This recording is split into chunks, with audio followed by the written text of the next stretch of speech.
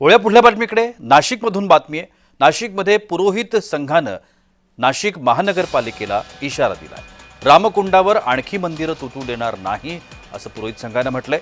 वस्त्रांतर गृह पाडकामात एकमुखी दत्त मंदिर भग्न झाल्याचं समोर आलं। काही दिवसांपासून नाशिकच्या रामकुंडावरील असलेले वस्त्रांतर गृह हे काढण्याचं काम महापालिकेकडनं एकूणच करण्यात येत होतं। काल हे सगळं जे वस्त्रांतर गृह आहे ते पाडण्याचं काम करत असताना इथे असलेलं जे मंदिर आहे, प्राचीन दत्त मंदिर होतं, ते दत्त मंदिर सुद्धा पाडण्यात आलेलं आहे।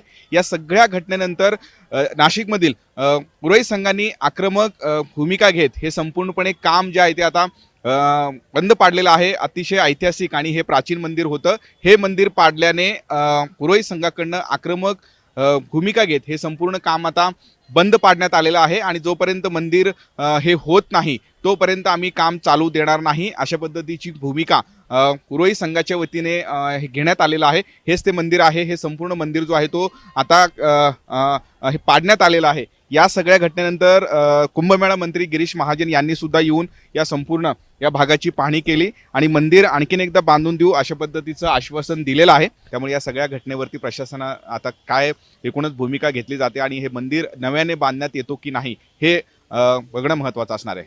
किरण गोटूर, जय महाराष्ट्र न्यूज, नाशिक। दरम्यान वस्त्रांतर गृह पाडकामालाही पुरोहितांनी विरोध केला होता। आपण पाहूया।